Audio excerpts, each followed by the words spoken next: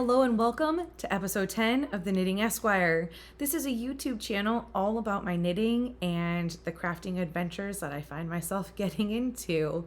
Today I have a finished object to share with you. I am very whip heavy this episode, and I have some light procurements that I have gotten over the past couple of weeks. So without further ado, let's go ahead and dive right in. My name is Candace. You can find me over on Instagram as Candace Sue ESQ Knits and on Ravelry as The Knitting Esquire.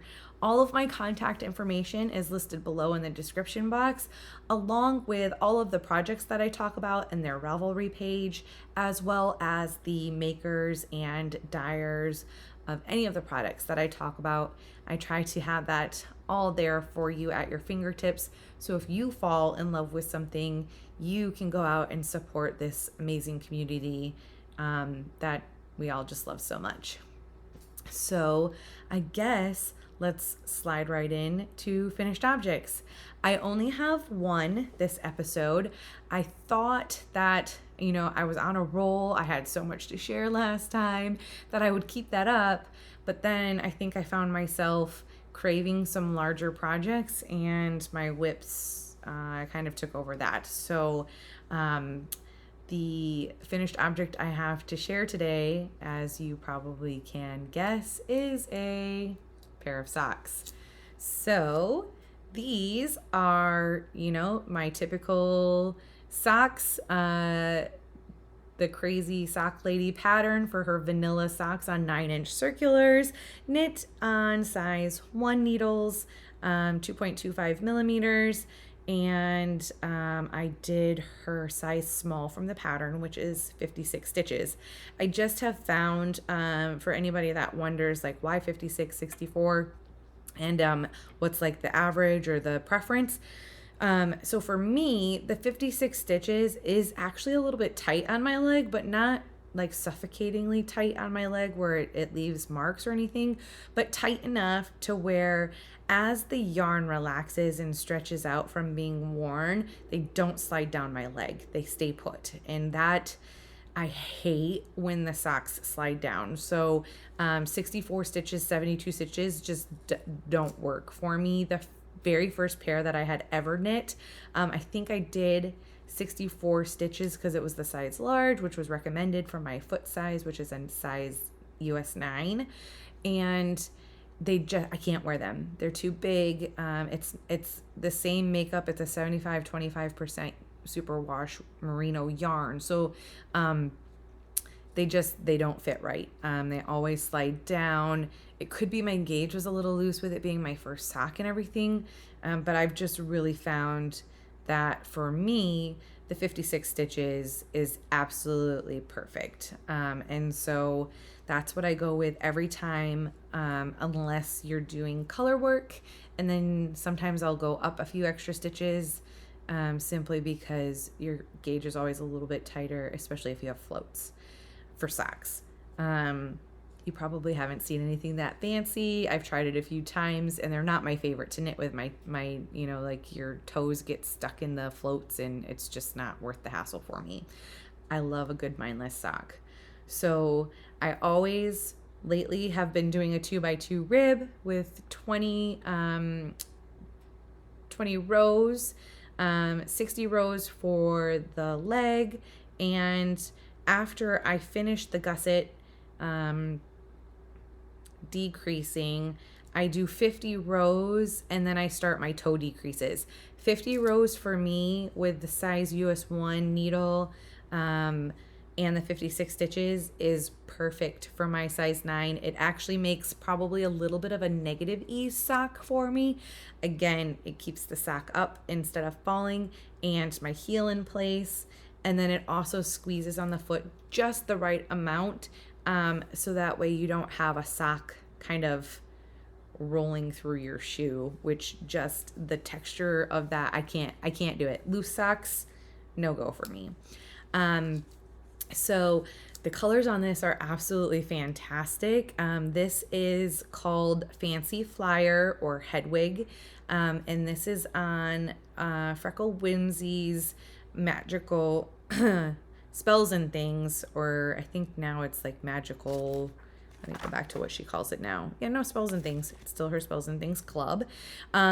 This happens to be on her serendipity base, which is the 75% superwash merino, 25% nylon. I try to, as much as possible, get her 85-15 base, which is the splendid base. But for a while, she was out of stock of it. So she was just replacing it with the serendipity, which I still love a good 75-25 base. So these socks are, I just love the colors. They make me smile every time I look at them. I just feel like they truly look like Hedwig. It reminds me of her in the movies. So I cast these on April 25th and I finished them on May 3rd. So pretty quick time frame turnaround. And this makes pair number 11 for 24 pairs of socks in 2024, which means I'm almost halfway through my goal for the year and it's only mid-May. So that is excellent. I'm very excited for that, especially as we enter into summer sock camp. I tend to go a little bit crazy and kind of hunker down on socks during that time frame. So I think that my goals are well within sight now. So that's my finished object for this episode. And let's go ahead and scooch in to whips. This will probably be a little bit of a shorter episode simply because my kids are at their music lessons right now and I'm trying to squeeze this in, and it's been a very hectic last couple of weeks. We've had birthdays, we've had Mother's Day, we've had all kinds of other things happening, and in a few weeks we leave for Alaska, so we've been preparing for that. And so I apologize for a shorter but sweeter episode this time. So let's go into whip number 1, which is my Totally Tank by Jessie Made Designs. The last time I reported, we were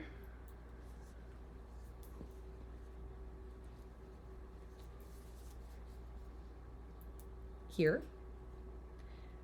And so it looks like, what would you say, maybe 2.5 inches I've knit on this guy. And I hate the needles, so it makes me go slower. I don't know what it is about these Chow-Goos. I should like them. When I knit on the size 1s, if I have a shorty and like the longer one, so if you have like the a 2-inch needle and then you do a 1-inch, that's how my addies are.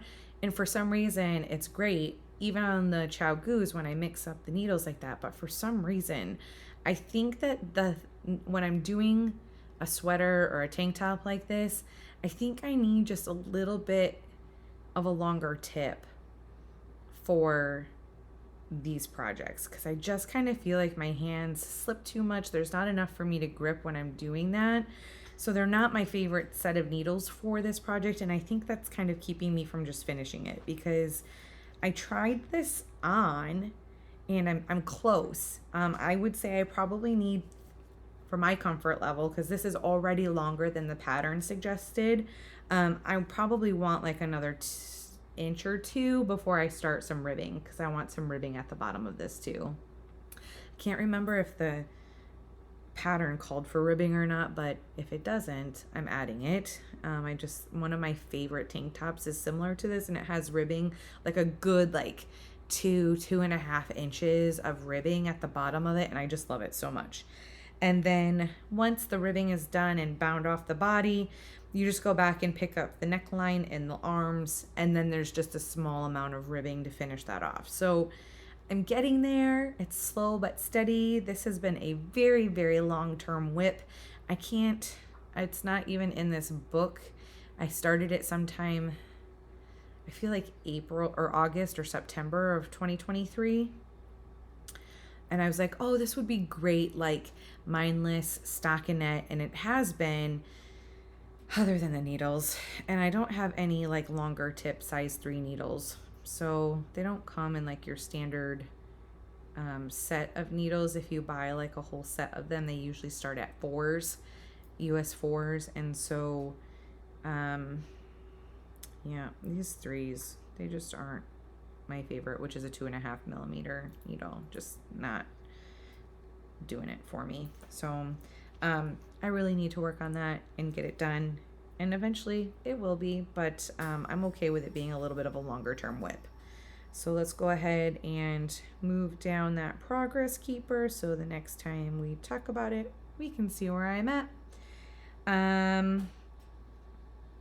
Okay, that was whip number 1. Oh, I didn't even go over the yarn. I am using yarn from my Magpie Fiber Society box. This is a 80% superwash merino, 10% cashmere, 10% nylon base. Their swanky sock base. And they go by numbers. I don't know which number this was, but I just love it. It's like a very pistachio green minty color with this great speckling. You cannot even tell where I switched skeins in this. So the pooling is great. I didn't have to do too much to mix in the different skeins. And I did keep a little bit of the top skein, or the first skein that I broke into, to finish up the neck and the arms. So that way it wouldn't be any kind of issues there. So this should be a 2 skein project, or a little bit less than 2 skeins. And you can have yourself a great tank top. It's certainly not the pattern that's prohibiting me from getting this done. I've really enjoyed this pattern. I probably could see myself knitting another one depending on how this wears. I would love to have multiple tank tops like this in my wardrobe, simply because it is warm in Florida all of the time, and I just think I would probably go toward those more than my actual sweaters that I've knit, just because they're so hot. Even when you're in the office, it's just hot. So I could definitely see myself knitting a few of these. So that is whip number 1. Whip number 2 is my reading shawl. And this pattern is by Kay Jones of the Bakery Bears. And I am using up my Magpie Fiber Society again. But this time I had all of these skeins of DK that I wouldn't normally gravitate toward. I'm not much of a DK knitter, simply because it's hot in Florida, and so I don't like to wear DK as sweaters. But I thought a cozy shawl for my couch in the morning or at night when I get chilly, because I keep the house too cold, sounded absolutely wonderful. And quite frankly, with as many stitches that are on this, I did get a good chunk of work done since the last time I showed you. And so that's probably where too much of my time went, and why I don't have a lot of finished objects to share. So this is on the Swanky DK base by Magpie Fibers, which is an 80% merino, 10% cashmere, 10% nylon base.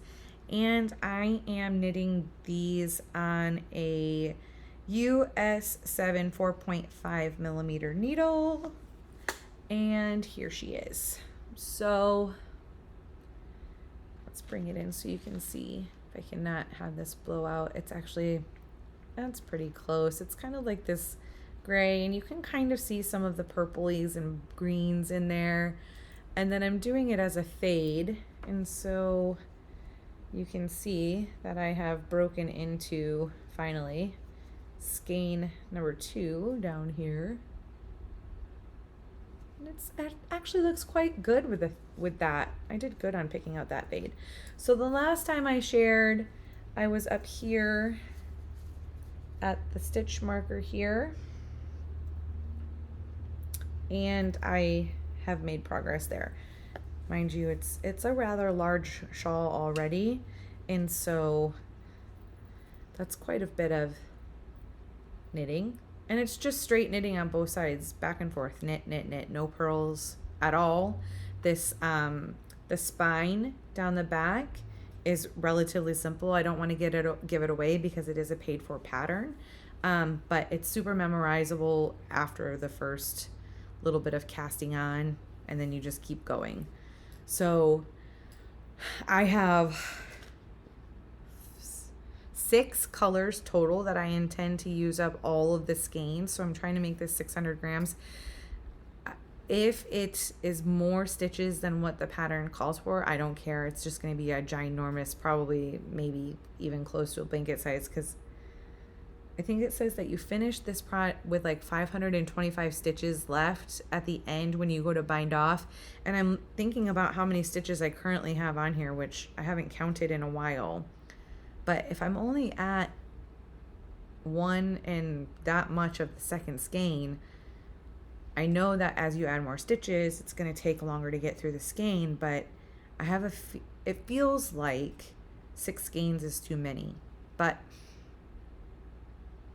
we will see. I just want to use up all 6 of them, so it will just be as big as it gets, and I'm okay with that. When I finished off the first skein, I weighed. I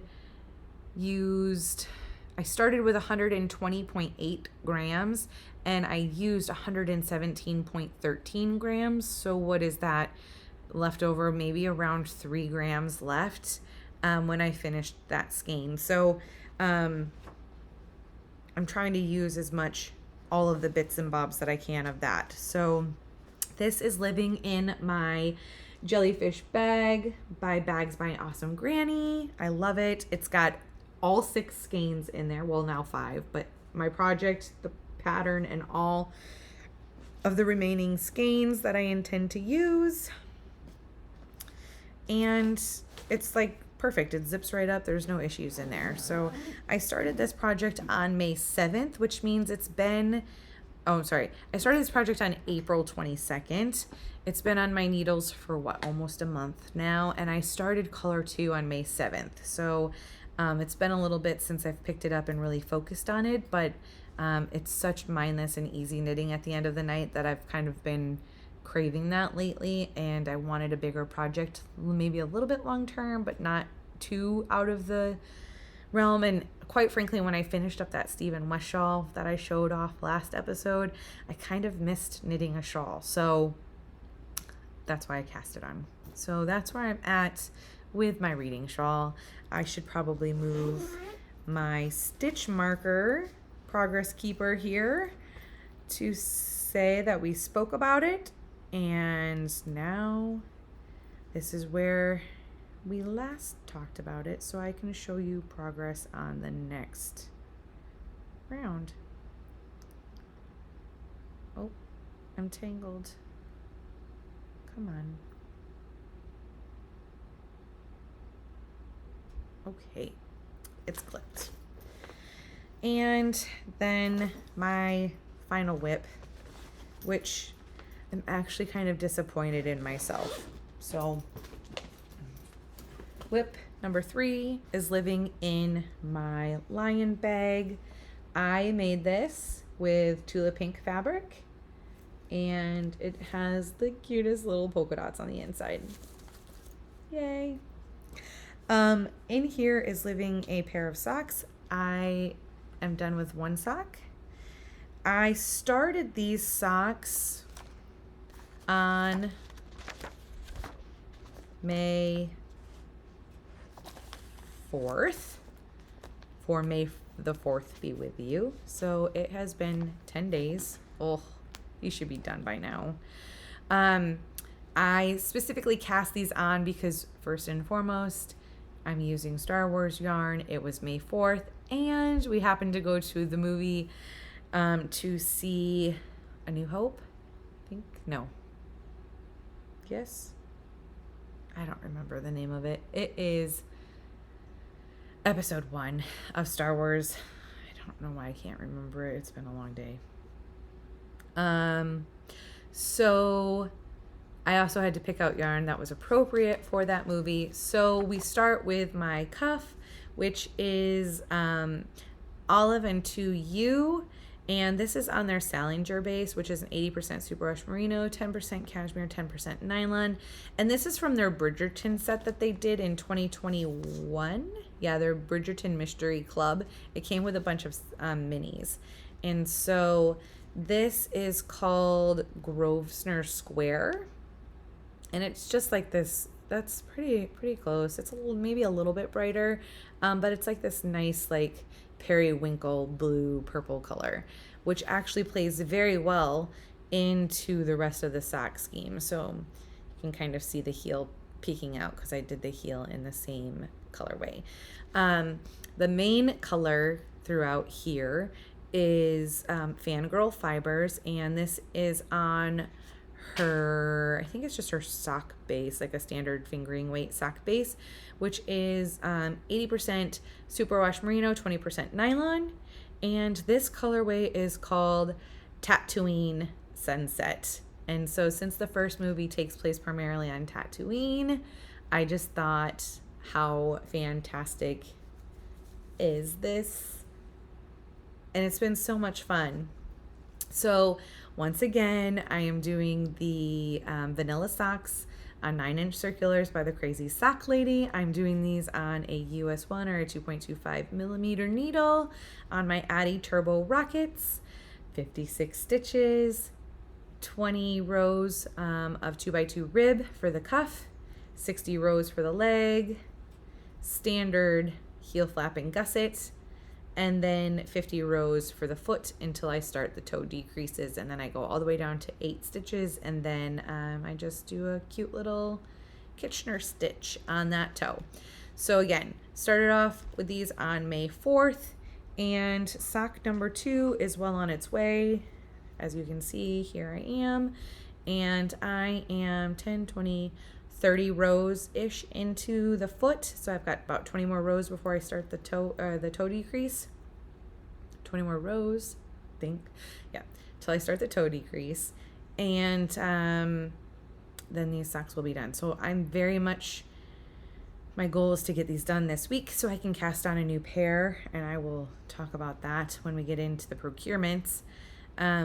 So I use my lovely little light bulb stitch markers here. So this one here is showing that that's where I finished my gusset decreases. And so the next one is 10 rounds or 10 rows, 10 rows, and then 10 rows. So that way I just easily count up to 50. I don't have to sit here and count my rows. So I take them as I finish it. So those, I have 2 left, and that tells me that it's time to do my toe decrease. And then I will use a light bulb stitcher on the decreases at the beginning of the round when I start the decrease. So if I have a knit 2 together or slip knit to begin with, I'll just stick a stitch marker there, a light bulb one, and that way I know if I stop in the middle of a row or something like that, I was decreasing on that row. I tend to forget when I walk away or something like that, and then I'm like, oh man, was I on a decrease, was I not? And then I end up lopsided and having to catch up, and I hate doing that. So that is how I use my light bulb stitch markers to get through a pair of socks. It's just a great and simple way to not have to count rows each time, and I can just easily go 1, 2, 3. I'm at 30 rows here, or 30 rounds, and I have 20-ish left to go. So that is the method that I use for socks. I was thinking, when my mom first started knitting again, and she wanted to do socks, she was kind of intimidated with the heel flap and gusset. And I was thinking about doing a tutorial, but I know so many are out there. So if you think a tutorial would be a good thing to create and post out there for people to reference, let me know. I'd like your opinion on that. If you think that there's too many, or there's one that's like everybody goes to, it's already been done, let me know. I know when I first started knitting socks, that was one of the things that I was most intimidated on, was I can get through the round and round and round, but what do I do when I get to this at first when I looked at it, I was like, what is a heel flap, right? So I was just thinking that might be a great way to help people not be so scared of starting their first pair of socks, because socks are so great to knit. So that is my last whip for this episode. I think I covered everything about those socks. That looks right. So that is all I have on projects, and we can just move right into procurements. I haven't been terrible. Well, I take that back. I've been terrible. I just don't have to show it on this episode because it's not here yet. And, it was Mother's Day on Sunday, and there was some really, really great Mother's Day deals out there, and I couldn't help it. So I will have to, I guess, come clean on the next episode when those come in the mail. So the only thing I have really are my clubs this time. And so Goosey Fibers had her monthly owl drop, and she did something a little bit fun this time.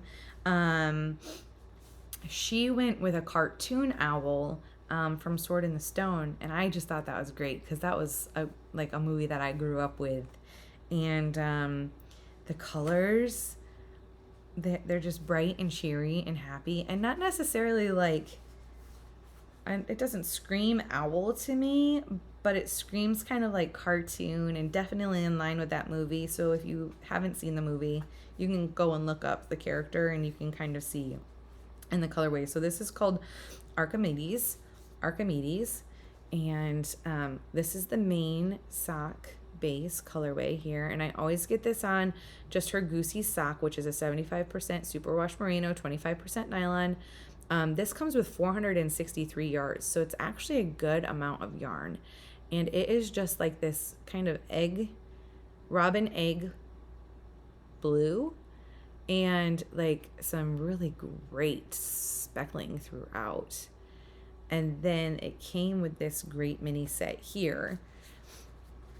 Well, I ordered the mini set with it, as I told you I've been doing. So it comes with the same, this is the main owl colorway here, and then these are just the coordinating minis with it. And they're just happy, and they make me happy. So great job, Caitlin. Can't complain. Next, my Magpie Fiber Society came in a couple of weeks ago, and this is Fiber Society number 36. We are in the summer months now, so they've switched over to the swanky sock base, which is 400 yards, and that's their 80% superwash merino, 10% cashmere, 10% nylon, and it's soft and glorious, and it is just like this. Let's see if we can get the camera to show it off. It is like this light lavendery purple with these great greens and blues and some yellow speckles in there. Yeah, that's pretty darn good. I'd say it's maybe just a slightly bit more brighter lavender purple in there, but that's pretty good. There's no complaints there.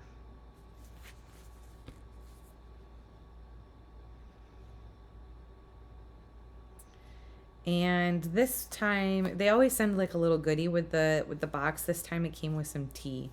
I haven't tried it. I should try that. It sounded good. It was like this herbal tea, rose or raspberry herbal tea. And last but not least, are you impressed? I only have 3 things to show to add to this collection here. And I apologize. I'm just now realizing as I'm looking at myself on my computer, it is yellow. I don't know. Oh, there's a light on out there. That's probably where the yellow hue is coming from. I apologize if it's this yellow the whole time. I'm not going to go back at this point. So this is what you get from me. I'm sorry.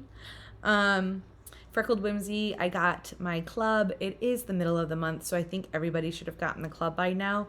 if you haven't gotten it and you're part of the club for Spells and Things with, Magical Mischief is now what it's called, with Freckled Whimsy, look away, skip ahead, but I'm going to show the yarn for this month. So this is called Clever Crookshanks,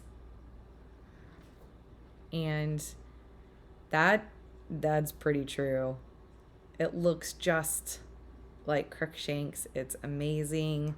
Maybe a little bit richer. It might be a little bright, but totally kind of like your orange calico cat. And coordinating mini.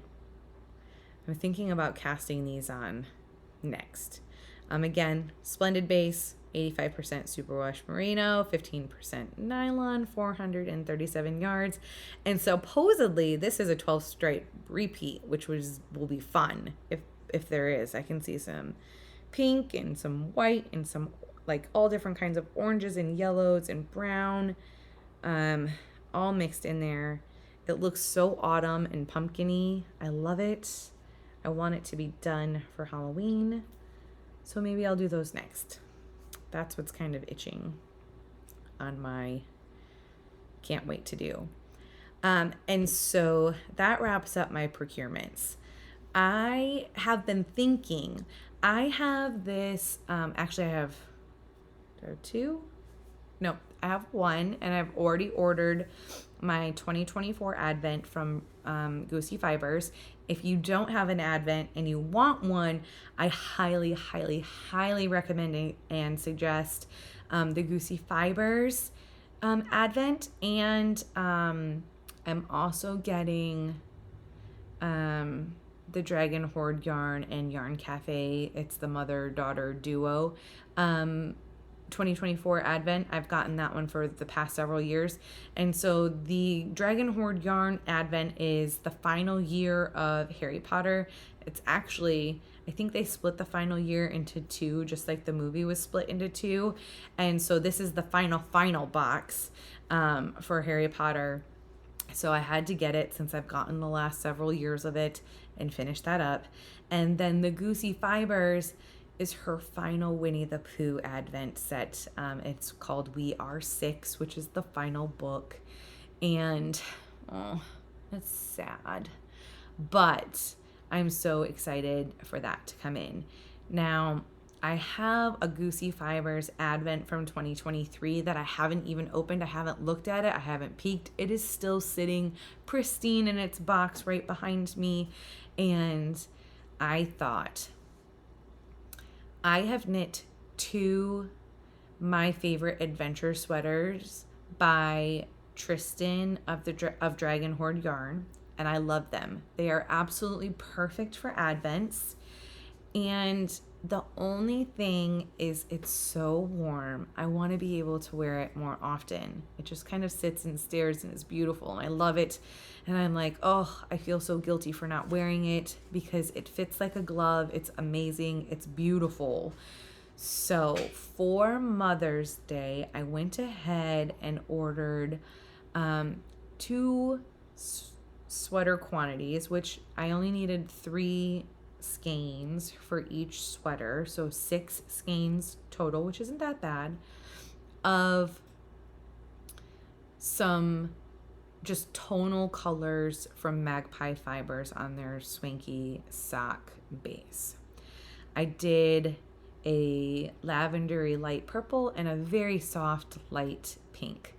And I'm going to, I think, start maybe with the purple.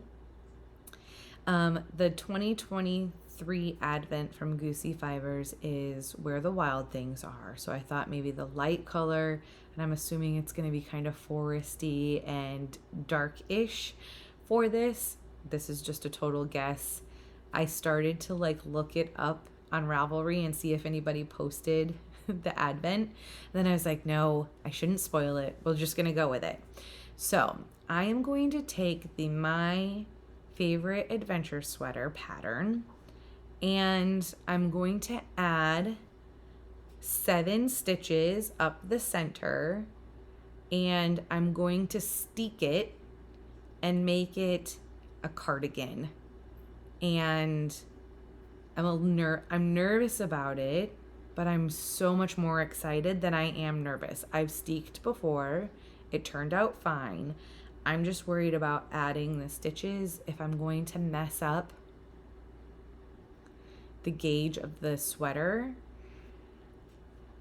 I think based off of my research it will be okay, but there isn't like a ton out there. So what I'm thinking of doing with this is kind of a follow along with me as I knit the sweater.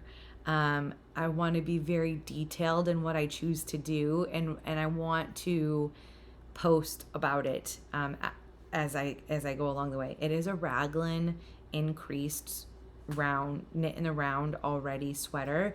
I just wanted to make it easy on myself instead of having to purl, especially with the way that the construction of the sweater is with the different skeins of yarn, and how you have to alternate.